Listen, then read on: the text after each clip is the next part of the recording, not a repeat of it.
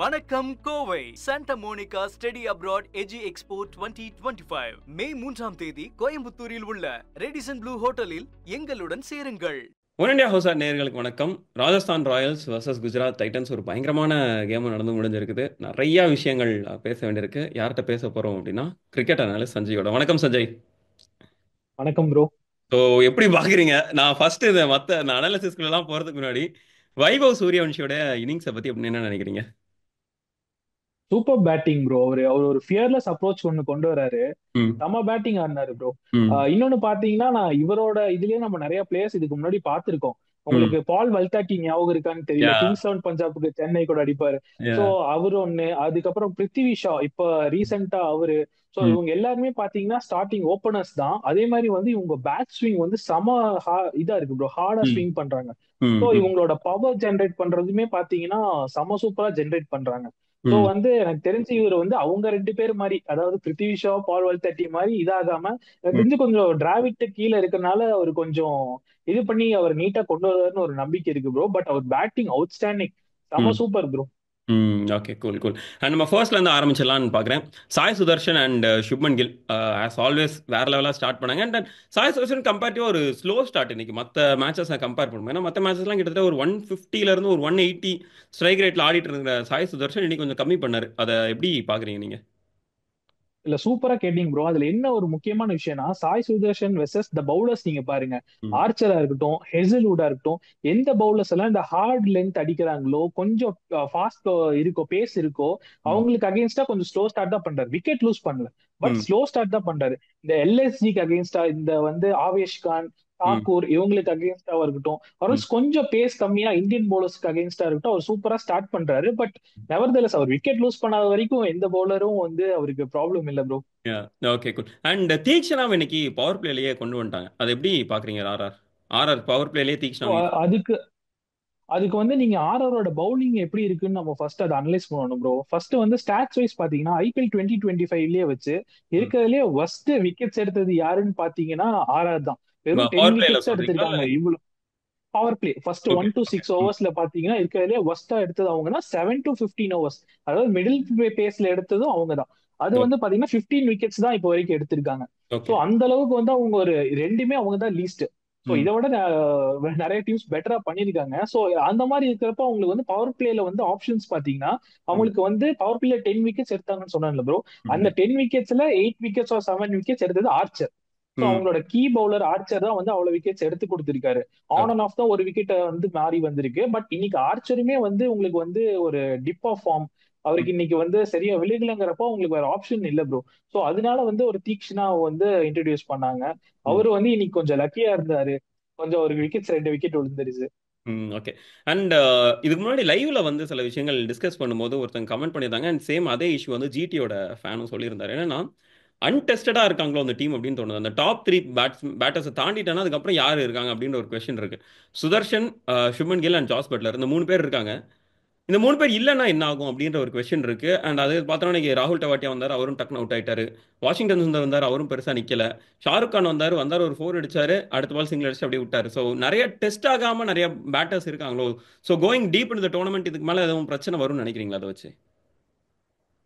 கண்டிப்பா எனக்கு தெரிஞ்ச ஒரு பிளே ஆஃப்ஸ்ல உங்களுக்கு அது ஹிட் ஆகும்னு தான் எனக்கு தோணுது ப்ரோ. ஏன்னா வந்து அவங்க இப்ப எல்லாமே கொஞ்சம் கொஞ்சம் அப்பப்போ வந்து அவங்க டாப் ஆர்டர் எல்லா மேட்சுமே அவங்களுக்கு சேவ் பண்ணிட்டாங்க. ம் இன்னொரு ஸ்டாட் என்னன்னா ப்ரோ, ஜிடியோட top three batters any of the three, அதாவது நமக்கு கில், சாய் சுதர்ஷன், பட்லர், இவங்க 3 பேத்துல any one of the player வந்து ஜிடியோட 16th ஓவர் வரைக்கும் அவங்க கிரீஸ்ல இருந்திருக்காங்க. ம் ஆல் த 9 மேட்சஸ். அதுவும் வந்து ஓகே செம ஷாக்கிங்கான ஸ்டாட் தான்.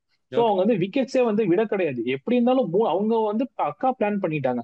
நம்ம ம் 3 பேரு இது வந்து ஸ்டார்ட் கொடுக்கறது செகண்டரி. ம் யாரோ ஒருத்தர் வந்து எண்ட் ஆஃப் த இன்னிங்ஸ் வரைக்கும் நம்ம வந்து கேரி பண்ணிட்டு போகணும் பேட்டை அப்படிங்கிற மாதிரி அவங்க பக்கா பிளான் பண்ணிட்டாங்க. நீங்க ம் சொல்ற பாசிபிலிட்டி இருக்கு. எனக்கு தெரிஞ்சு இன்னுமே வந்து அவங்களுக்கு இந்த நார்மல் ரவுண்ட்ஸ்லயே வந்து எனக்கு தெரிஞ்சு இன்னும் 2 முக்கியமான மேட்ச் இருக்கு ப்ரோ. ஒன்னு மும்பைக்கு அகேன்ஸ்டா ம் அவங்க வந்து சஹர், போல்ட், பூம்ரா ஃபேஸ் பண்ணணும். ம் செகண்ட் எனக்கு என்னன்னு தோணுதுன்னா, சென்னைக்கு அகேன்ஸ்டா அவங்க கொஞ்சம் இதாவாங்கன்னு தோணுது ப்ரோ. ஏன்னா வந்து கலீல் நல்லா ஸ்விங் பண்ணுவாரு. அதே ம் மாதிரி கம்போஜும் சூப்பரா போட ஆரம்பிச்சிருக்காரு. சோ எனக்கு தெரிஞ்சு இந்த 2 டீம் கூட அவங்க எப்படி பண்றாங்கன்னு பார்க்கணும். ஆனா ம் நீங்க சொன்னது செம பாயிண்ட். எனக்கு தெரிஞ்சு அவங்க கண்டிப்பா ஒரு டைம்ல வந்து ம் ஸ்ட்ரகிள் பண்ணுவாங்கன்னு தான் தோணுது. Okay, cool cool. நெக்ஸ்ட் அப்படியே நம்ம ஆர்ஆரோட பேட்டிங்க்கு வந்துடலாம். ஓப்பனிங்கே பிரில்லியண்டான ஓப்பனிங். இதே கேள்வி தான் நான் கேட்கணும்னு நினைக்கிறேன். வைபவ் சூரியவன்ஷி இந்த அளவுக்கு ஹிட் ஆகிறதுக்கான காரணம் என்ன? 35 பால் செஞ்சுரி, அதுவும் அவ்வளோ நார்மலான ஒரு விஷயம் கிடையாது. 35 பால்ல செஞ்சுரி, அதுவும் ஒரு ஒரு எக்ஸ்பீரியன்ஸ்டு பிளேயர். நம்ம அந்த குவிக்கஸ்ட் செஞ்சுரி லிஸ்ட் எல்லாம் எடுத்து பார்த்தோம் அப்படின்னா கிறிஸ் கெயில் இருக்காரு, ரோஹித் சர்மா இருக்காரு, ஜாஸ் பட்லர் இருக்காரு, டேவிட் மில்லர் இருக்காரு. எல்லாரோட நேம்ஸுக்கு நடுவில் வைபவ் சூரியவன்ஷியோட நேம் இருக்கு. வித் ஆல் டியூ ரெஸ்பெக்ட், என்னன்னா உங்களுக்கு at end of day is 14-year-old kid. அந்த 14 வயசுல இப்படி அடிக்கிறதுக்கான காரணம் என்னன்னு நினைக்கிறீங்க நீங்க? ஃபர்ஸ்ட் வந்து ப்ரோ, ஷார்ட் செலெக்ஷன் சூப்பரா இருக்கு. ம். அவர் வந்து நம்ம சுந்தர ப்ளே பண்ணதும் செம சூப்பரா இருந்துச்சு. இன்சைட் அவுட் 4 அடிச்சது, அது ஃபீல்டுக்கு ஏத்த மாதிரி ப்ளே பண்றாரு. ம். செகண்ட், அவர் பேட் ஸ்விங்கிங் பவர் எக்ஸ்ட்ராடினரியா இருக்கு ப்ரோ. செம்ம ஹிட்டிங் பவர். ஸோ இன்னொன்னு, ஜிடி பவுலர்ஸ் கொஞ்சம் மிஸ்டேக் பண்ணாங்க ப்ரோ. ம். என்னன்னா ஃபீல்ட் பிளேஸ்மெண்ட். எனக்கு சூரிய வன்ஷி கிட்ட வந்து ஒரு பெரிய ஒரு இது தெரியுது. ம். நீங்க வந்து இதுக்கு முன்னாடி எல்எஸ்ஜி மேட்ச்ல பாத்தீங்கன்னா கொஞ்சம் ஸ்பின்னுக்கு அகேன்ஸ்டா கொஞ்சம் புவர் ஆவரேஜ் வச்சிருந்தாரு. பட் ஆன் அண்ட் ஆஃப் ஒரு 4 பால் 1 பவுண்டரி அந்த மாதிரி ஸ்கோர் பண்ணி கொஞ்சம் அதை மெயின்டைன் பண்ணாரு. பட் ம். எனக்கு வந்து தோணுனது என்னன்னா, நீங்க வந்து சூரியவன்ஷிக்கு அகைன்ஸ்டா ஏன் நீங்க வந்து ஒரு பவுன்சர் போடல? ஒரே ஒரு பவுன்சர் தான் வந்து இப்ப இந்த மேட்ச்ல. இன்னொரு ஸ்டாட் நான் சொல்றேன் bro, ரொம்ப ஷாக்கிங்கான ஸ்டாட். ம். சூரியவன்ஷிக்கு மொத்தமாவே வந்து பவுன்சர்ஸ், ம். ஸ்லோவர் ஒன், யாக்கர் மொத்தம் எத்தனை போட்டிருப்பாங்கன்னு நீங்க எக்ஸ்பெக்ட் பண்றீங்க? இந்த 3 பாலுமே அவருக்கு எவ்வளவு போட்டிருப்பாங்கன்னு நினைக்கிறீங்க? ஏன்னா அது ஒரு ஒரு கரெக்டா ஒரு ஈக்குவல் அமௌண்ட் இருக்கும்ல, அட்லீஸ்ட் ஒரு ரீசனபிள் அமௌண்ட் இருக்கும்னு நினைக்கிறேன். ஒரு 10 to 12%. ஆனா இல்ல ப்ரோ, ஒரே ஒரு பவுன்சர் போட்டாங்க. இஷாந்த் சர்மா போட்டாரு. அது வந்து லெக் சைட்ல வந்து 6 கிளியர் பண்ணாரு, இல்லைன்னு சொல்ல. பட் வந்து அவர் அடிச்ச 6 கம்பேர் பண்ணி, அதாவது 90 மீட்டர் 6 எல்லாம் கம்பேர் பண்ணா ஜஸ்ட் பவுண்டரி கிளியர் பண்ணுச்சு.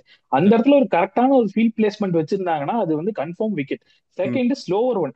அதே ஓவர்ல இஷாந்த் சர்மா இந்த ஸ்லோவர் ஒன் போட்டாரு. அது வந்து லைட்டா வந்து எட்ஜ் ஆகி சிராஜை தாண்டி போய் விழுந்து அது பவுண்டரி போச்சு. ம். அதுவே வந்து ஒரு விக்கெட் ஆப்பர்ச்சுனிட்டி. Third, yorker.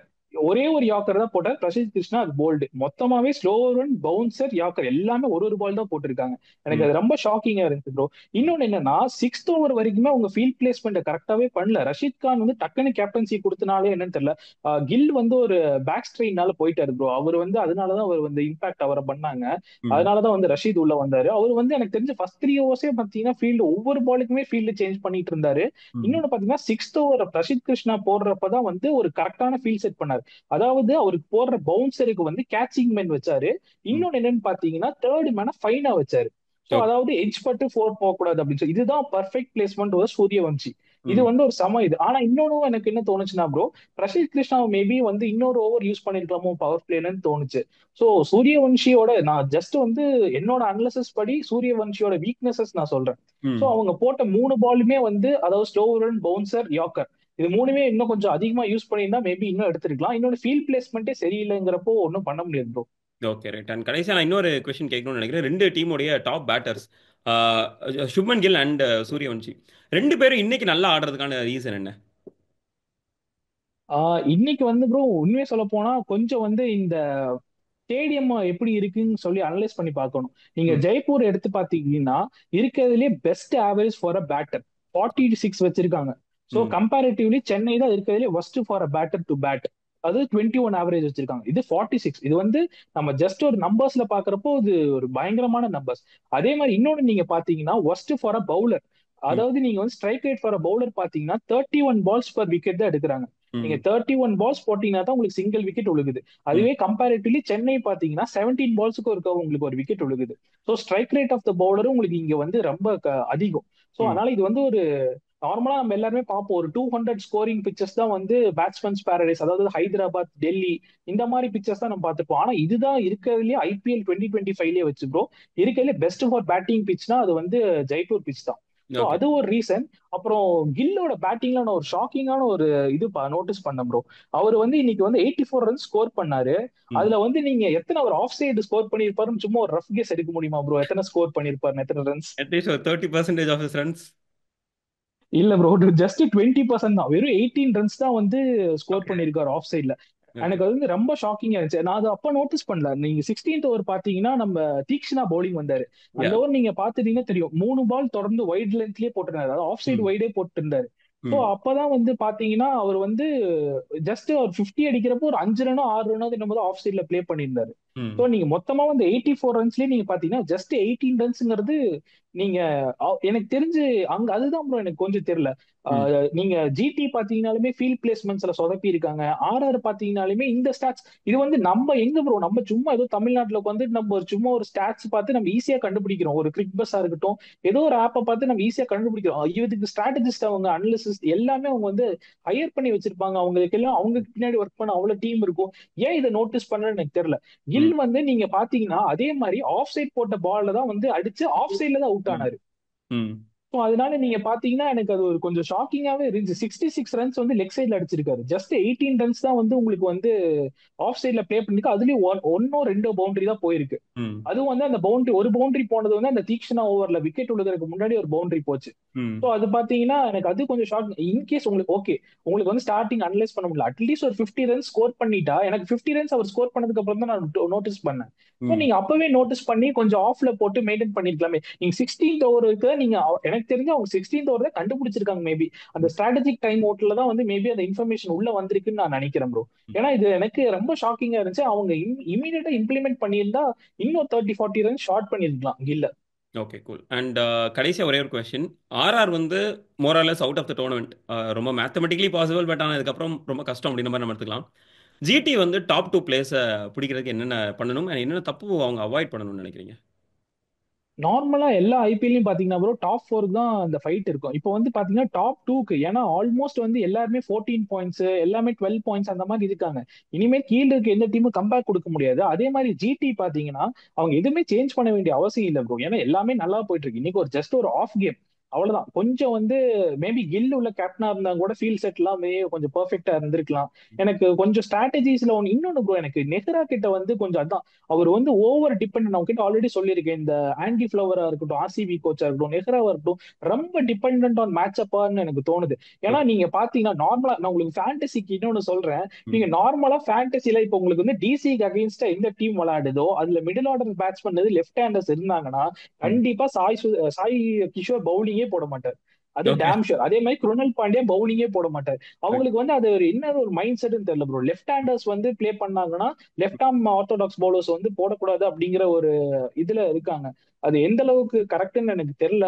அது அவங்க ரொம்ப ஸ்ட்ராங்கா பிலீவ் பண்றாங்கன்னு நினைக்கிறேன். இன்னைக்கு அதனாலதான் உங்களுக்கு வந்து சாய் கிஷோர் பவுலிங்கே வரல. அவர் ஒரு ரொம்ப லேட்டா தான் வந்தாரு. எனக்கு தெரிஞ்சு அது ஒரு இஷ்யூ இருக்கு. பட் எனக்கு தெரிஞ்சு ஜிடி அந்த அளவுக்கு எல்லாம் அஃபெக்ட் பண்ணாது ப்ரோ. ஏன்னா இன்னொன்னு நீங்க ஜிடில பேட்டிங் கூட சொன்னீங்க, நம்ம ருதர்ஃபோர்டு கூட உள்ள வந்து அவங்களுக்கு பேட்டிங் வந்து ஸ்ட்ரென்தன் பண்ணலாம். இன்னைக்கு வந்து இந்த ரபாடா இல்லாதனாலதான் வந்து ஆன் அண்ட் ஆஃப் ருதர்ஃபோர்டு. ஏன்னா ஜிடி நார்மலா 3 பிளேயர்ஸ் தான் ஆடிட்டு இருக்காங்க, 3 ஃபாரினர்ஸ் தான் ஆடிட்டு இருக்காங்க. சோ அதனால எனக்கு தெரிஞ்சு அந்த அளவுக்கு ரபாடா இன்னும் உள்ள வந்துட்டாருன்னா இன்னும் ஸ்ட்ரென்தன் தான் ஆகுமே தவிர எனக்கு தெரிஞ்சு ஜிடி வந்து அவங்க ஜஸ்ட் அந்த இதை மட்டும் கொஞ்சம் டாப் ஆர்டர் மட்டும் கொஞ்சம் ரன்ஸ் வந்து பவர் பிளேல வரலனாலுமே கூட அது டாப் ஆர்டர் இப்ப இருக்கிற மாதிரி 16th ஓவர் வரைக்கும் யாரோ ஒருத்தர் கேரி பண்ணிட்டு போகணும் அப்படின்னு கூட செட் பண்ணா, ஸ்ட்ராட்டஜி செட் பண்ணா எனக்கு தெரிஞ்சு அவங்க ஈஸியா இது பண்ணுவாங்க ப்ரோ, டாப் 2 போவாங்க. Okay, thank you so much Sanjay. Time spend பண்ணி நிறைய விஷயங்கள் ஷேர் பண்ணீங்க. ரொம்ப ரொம்ப நன்றி. Thank you so much. Thank you bro, thank you. வணக்கம் Kovai. Santa Monica study abroad எஜி எக்ஸ்போ 2025 மே 3ஆம் தேதி கோயம்புத்தூரில் உள்ள ரெடிசன் ப்ளூ ஹோட்டலில் எங்களுடன் சேருங்கள். Subscribe to One India and never miss an update.